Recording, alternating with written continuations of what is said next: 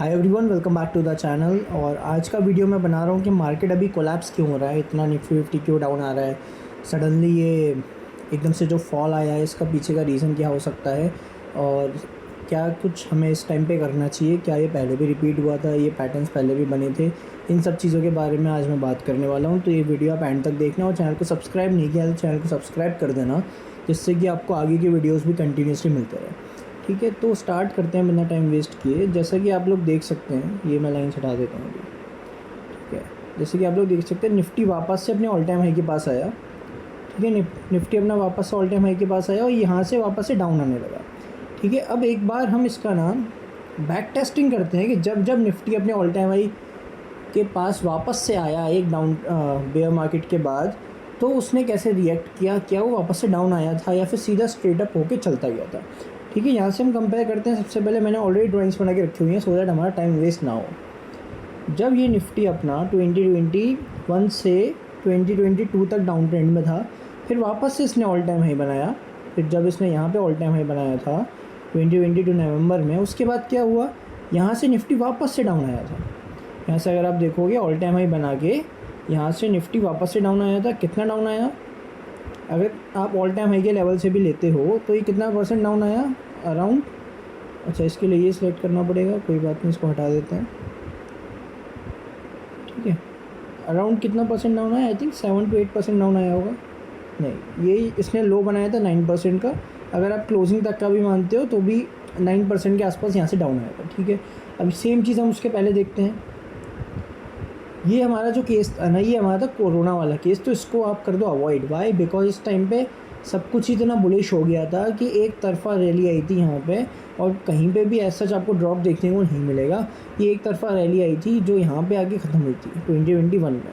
इसको अगर अपन अवॉइड कर देते हैं और इसके पीछे अगर अपन जाते हैं, जब इसके पहले का बेयर मार्केट आया था, ठीक है, यहाँ पर अगर आप देखोगे, ये इसका हाई बना था निफ्टी का, एक हाई इसने यहाँ बनाया, देन ये वापस से नीचे आया, फिर वापस से इसने अपने हाई के आसपास यहाँ पे आया। ठीक है, अगर आप इसको चेक करोगे तो हाई के आसपास यहाँ से आया। ठीक है, अब यहाँ पे वापस से ऑल टाइम हाई आने के बाद इसने कितना परसेंट का ड्रॉप दिखाया, ये अगेन अपना डाउन आया था अराउंड 11%। उसके बाद वापस से ऊपर जाना स्टार्ट हुआ।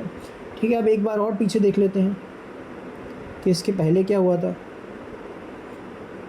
जब ये बेयर मार्केट आया था, जब यहाँ से ये डाउन आना स्टार्ट हुआ, उसके बाद जब ये वापस से ऊपर गया, ठीक है जी, यहाँ से वापस से ऊपर गया, उसके बाद क्या हुआ, अगेन हमारा निफ्टी डाउन आया यहाँ से।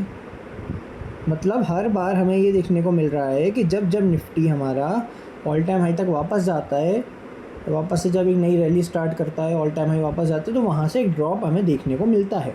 ये हम कहाँ तक आ गए, ये हम 2008 तक आ गए। ठीक है, अगर हम इसके पीछे भी देखें, अगर आप एक बार यहाँ तक भी देखो, ठीक है, तो यहाँ पे ये अपना ऑल टाइम हाई था, फिर यहाँ पे वापस से ऑल टाइम हाई के आसपास गया, देन वापस से इसने ड्रॉप दिया। तो कभी एग्जैक्ट ऑल टाइम हाई से ड्रॉप दे देता है, कभी हल्का फुल्का ऊपर जाके ड्रॉप देता है, कभी थोड़ा सा पहले से ही ड्रॉप दे देता है, बट एक ना एक ड्रॉप तो मार्केट में आता ही आता है। ये हमें बैक टेस्टिंग करके हमें ये चीज़ पता चल रही है। और अगर हम और पीछे का देखें तो यहाँ से भी आप देख सकते हो, ये ऑल टाइम हाई था, ये नीचे गया, फिर यहाँ से ऊपर गया, फिर वापस से नीचे आया। ठीक है, फिर यहाँ से और नीचे आके फिर इसने रैली लेना स्टार्ट किया, ये वाला। ठीक है, अब इसको हमने कहाँ तक बैक टेस्टिंग किया, हमने इसको बैक टेस्ट कर लिया अराउंड 1996 तक का हमने बैक टेस्टिंग कर लिया है। सिर्फ एक कोरोना वाला पीरियड ऐसा था जब एक तरफा रैली आई थी और निफ्टी ने डाउन ट्रेंड नहीं दिखाया था after touching the all time high. ठीक है, तो इससे हमें क्या पता चलता है, ये हमें सीखना बहुत ज़रूरी है कि ऐसा नहीं है कि निफ्टी वापस से लाइफ टाइम हाई पर चला जाएगा तो एकदम एक तरफा रैली आ जाएगी और रुकेगा ही नहीं।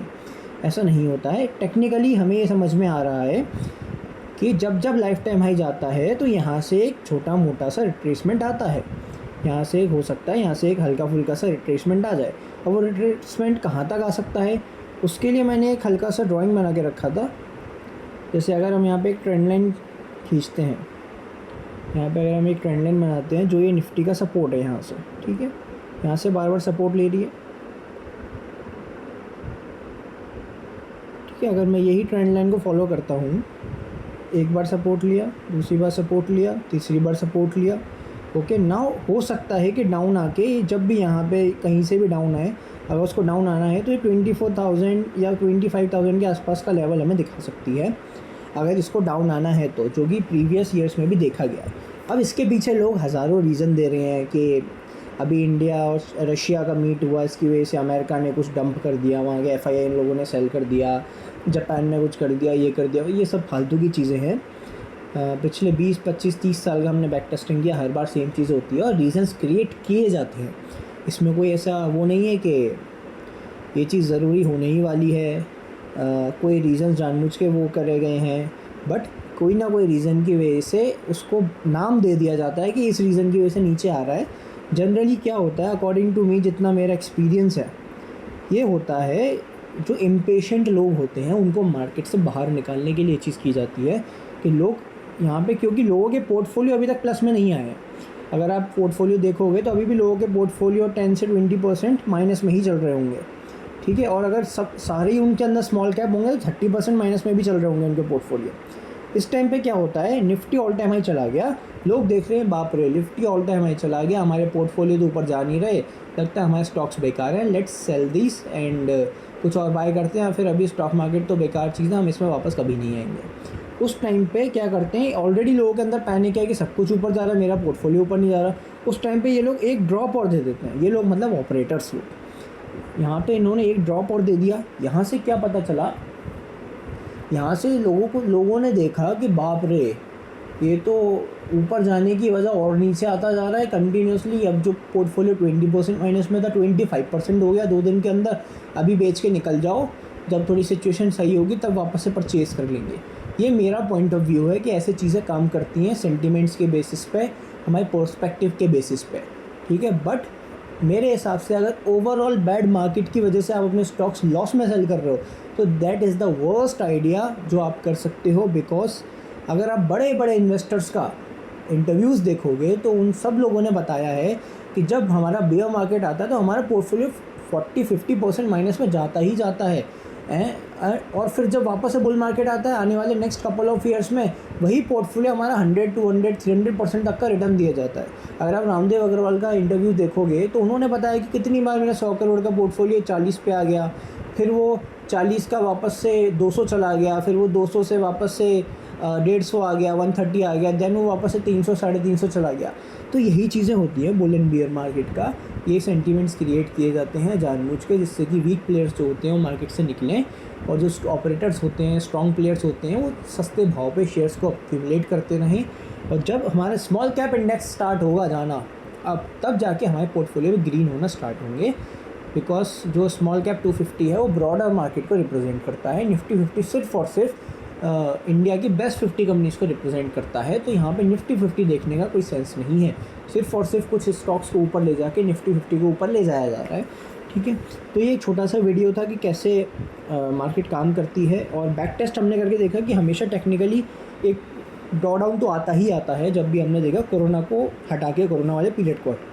तो ये छोटा सा वीडियो था, अगर आपको कुछ वैल्यू मिली हो, कुछ समझ में आया हो, या फिर मैंने कुछ गलत बोल दिया हो तो आप लोग कमेंट में मुझे भी सही कर सकते हो। आपको थोड़ा ज़्यादा नॉलेज हो अगर, तो मुझे भी कुछ नया सीखने को मिल जाएगा, ठीक है। आप चैनल को सब्सक्राइब कर लेना एंड वीडियो को लाइक कर देना, अपने दोस्तों के साथ में शेयर कर देना। मिलते हैं नेक्स्ट वीडियो में, टिल देन सी यू।